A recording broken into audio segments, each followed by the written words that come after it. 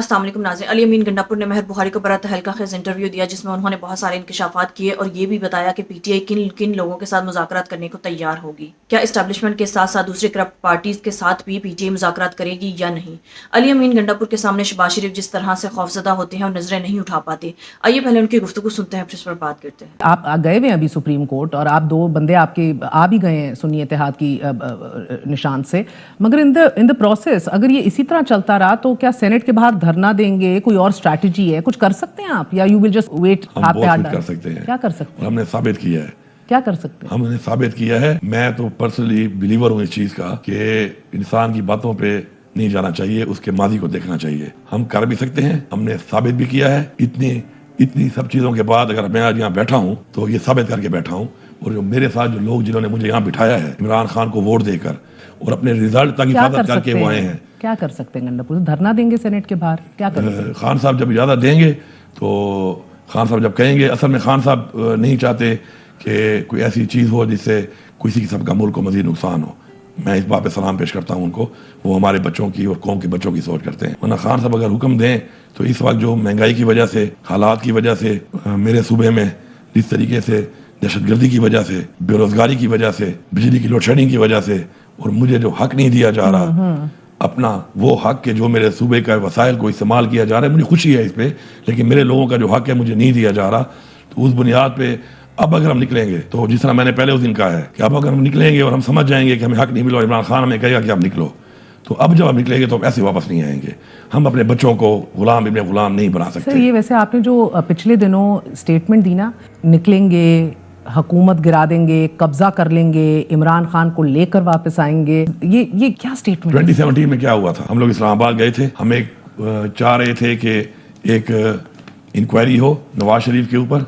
हम लोग गए, हमें रोका गया, तशद्दुद किया गया हमारे ऊपर, और हम जब गए और पहुंच गए तो वहां से उन्होंने कहा कि जी हाँ बिल्कुल हम केस लगाते हैं। हमने लीगली फिर वो केस को कंटेस्ट किया। खान साहब खुद डेली जाते रहे, हमारे वकला ने उसको कंटेस्ट किया, और वो जो हम बात कर रहे थे वो ठीक थी, और नवाज शरीफ को सजा हो गई।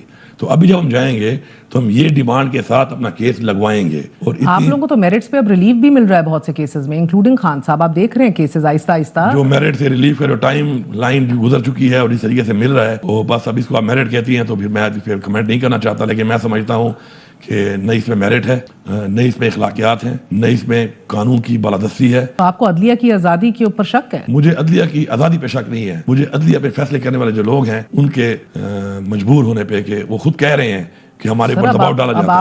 अब आपको हाँ, वो अब आज सुप्रीम कोर्ट में केस भी सुना क्या गया। रही है? मैंने आपको कौमें इनकलाब से बनती है। जब तक उसको कोई ना छेड़े उसके बाद, तब तक उसका न ज़मीर जागता है, न उसको कौम का एहसास रहता है, न उसको अपने बच्चों का मुस्तकबिल का एहसास रहता है। ये वाला जो ये नस्ल है ना, जिस तरह इमरान खान ने जगा दी है। मैं खान साहब को एक बात हमेशा कहता हूँ, खान साहब मुबारक हो, आपका एक ख्वाब था। हमेशा मैं खान साहब कह रहा था कि मेरा एक ही ख्वाब है कि मेरी कौम जा जाए। मैंने कहा कौम आपने जगा दी है। आप 2000 बंदा लेके पंजाब के बॉर्डर पे जाकर खड़े हो जाएंगे। आप जब कहते हैं छीन लेंगे, कब्जा कर लेंगे, इससे आपकी मुराद क्या है? यू आर अंडर एस्टिमेटिंग 2000 ये बड़ा the power of the common man. और अली अमीन गंडापुर 2000 बंदा बड़ा अंडर एस्टिमेट आप कर रहे हैं। मैं बताऊं आपको हमारे अबू अजदाद ने क्या किया था। हमारे अबू अजदाद ने आजादी छीनने के लिए क्या जानी और माली कुर्बानियां नहीं दी है ना। आपको कह रही थी ना कि मीटिंगों में क्या होता है।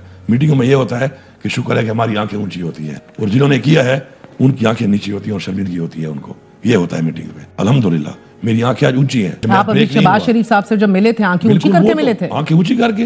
वो मैंडेट चोरी करके बैठा हुआ, उसको पता है। देखिए, एक मेरी है, इमरान खान ने हुकूमत बनाई यहाँ पे, मुझे वज़ीर आला बनाया। एक मेरी ऑफिशियल जिम्मेदारी है, एक मेरी पॉलिटिकल जिम्मेदारी है। ऑफिशियल जिम्मेदारी में मैंने वो हक लेना है, मैंने सूबा चलाना है, सूबे के मसाइल हल करने हैं। ऑफिशियली मैं एंगेज करूंगा। जो पॉलिटिकल बात है, शहबाज शरीफ को ही पता है कि वो 17 हल्कों के साथ बैठा हुआ है बरजुमान इस वक्त मैंडेट चोरी करके, और शहबाज शरीफ को ऐसा भी नहीं पता। शहबाज शरीफ को जो लाए हैं वो उसे कहते हैं, मैं तो बार बार कह रहा हूं उसको वो भी कहते हैं तेरी हैसियत यही है, तेरी हैसियत यही है। He is not the prime minister right now. Gandapur साहब, मुझे एक बात बताइएगा। वो इस वक्त एक ऐसा बंदा है कि किसी कंधे पे बैठा है और उसको खुद ही पता है, और वो कंधे ने यूं जब करना है, घोड़ा करता है ना, बक करता है यूं, तो सबसे खतरनाक चीज घोड़े की बक होती है। अच्छे से अच्छा राइडर एक चीज को घोड़ा फ्रंट से करे ना, वो आप कंट्रोल कर लेते हैं, लेकिन जब घोड़ा बक करता है ना यूं पीछे से, और क्योंकि अच्छा मैं एक सवाल पूछूं सर, जब भी थोड़ा बक होगा तो शहबाज शरीफ पता कैसे जाएगा? वो कहते हैं ना भट्टे की तरह नजर भी नहीं आएगा। गंडापुर साहब, अब भट्टे की तरह कौन जाता है? शायद आप बात सही कर रहे हैं। मैं आपको बता रहा हूँ कि ये सुबह आपको बताएगा कि कानून साजी क्या होती है, सजा क्या होती है, डिलीवरेंस क्या होती है, काम क्या होता है। ठीक है, अब- टिकटॉक नहीं, काम क्या होता है। टिकटॉक क्या, ये टिकटॉक आपके काम दिल क्या को होता लगा है, मुझे लगता है प्रॉब्लम हुई है थोड़ी टिकटॉक सी। एक बंदा नहीं है, हाँ। टिकटॉक कई लोग हैं। आपका आईजी पंजाब भी टिकटॉक है। अच्छा, ये मरियम नवाज खाली नहीं है कि आप समझती है कि टिकटॉक मरियम एक नवाज वक्फा ले लूं। आपको इमरान खान साहब ने नॉमिनेट किया है उस 3 रुकनी कमेटी के अंदर जो अब मुज़ाकरात करेगी, जिनको ये टास्क सौंपा गया है, तो इस हवाले से क्या अपडेट है अभी? मैं खान साहब ने हमेशा ये बात करते थे कि पाकिस्तान के लिए मैं बैठने को तैयार हूँ और बातचीत के लिए तैयार हूँ। तो उस हवाले से उन्होंने अभी ये नाम लिए हैं कि इन लोगों को इजाज़त है बातचीत करने की, और खान साहब की अप्रूवल जाहिर बात है उसमें होगी। तो बातचीत में तो ना पहले हर्ज था खान साहब को, ना आपको ही हर्ज है। तो हमें अगर जिम्मेदारी दी है तो इंशाल्लाह उस जिम्मेदारी को हम निभाएंगे। नहीं, अगर इससे पहले आपकी खान साहब से इस हवाले से बात हुई थी अबाउट कम्युनिकेटिंग और या मुज़ाकरात का आगाज करने के हवाले से, क्योंकि आपकी मुलाकात तो हो चुकी है खान साहब से, तो आपने ये बात पूछी है, उन्होंने कही कि अब तुम राब्ते करो या कोशिश करो? नहीं, मुझसे खान साहब ने कभी भी नहीं कहा कि आप राब्ते करें या आप कोशिश करें इसमें, या कोई डील की बात इस तरह की कि कोई बातचीत हो या कोई डील की तरह की कोई बातचीत हो। और अब ये आपको कन्वे किया गया है that you part of that committee, बराह रास्त नहीं उन्होंने आपको कहा? अभी तो मैं कल मिला भी हूँ उनसे। तो कल इस हवाले से मेरी बात हुई उनसे। और क्या कहा उन्होंने? और चूंकि मेरा इससे पहले ही उन्होंने अनाउंस किया था और उसके बाद ही मिला, तो मैंने उनसे यही कहा कि आपकी तरफ से ये आई है चीज़, तो फिर जो भी बातचीत है, हमें कोई अप्रोच होगी बातचीत की या हम समझेंगे कहीं पर, अब चूंकि आपने परमिशन दे दी है बातचीत करने का, तो फिर आपके सामने रख देंगे। फिर जिस तरह आप कहेंगे उस तरीके से पाकिस्तान के लिए उन्होंने कहा कि बिल्कुल मैं हमेशा से पाकिस्तान के लिए हर किस्म की बातचीत के लिए भी तैयार अगर था आपको और अप्रोच तैयार किया हूं। जाएगा, आप अप्रोच नहीं करेंगे? देखिए, मेरी तो ऑफिशियली भी अब काफ़ी एंगेजमेंट्स होती हैं एस्टेब्लिशमेंट के साथ, क्योंकि मैं एक जिस जिम्मेदारी पे बैठा हूँ इस वक्त, तो मैं भी बातचीत करूंगा इस हवाले से कि क्या बातचीत वहाँ से क्या उनकी क्या सोच है इस और वक्त। अभी तक मगर पहले की सोच तो सामने आ चुकी है, हमने देख ली है, बर्दाश्त भी कर ली है। तो आगे की सोच अब क्या है? हम एक ऐसा मुल्क है कि हम हकीकी तौर पे आज़ाद नहीं है। आपने खुद कहा कि एस्टैब्लिशमेंट से बात करूंगा, पॉलिटिकल पार्टी से नहीं करनी सर। ये मुज़ाकरात का टास्क तो आपको सियासी जमातों से रीच आउट करने के लिए भी दिया गया है। मेरी ज़ाती सोच ये है कि हमारा जो बेस सपोर्ट है हाँ। वो इन लोगों से ही तंग होकर इमरान खान की तरफ आया। क्योंकि आप देखें, पाकिस्तान बनने के बाद से लेकर ये 2 पार्टी सिस्टम था, उसी के अंदर यही लोग हैं और यही लोग इस मुल्क के ऊपर बरजुमान रहे।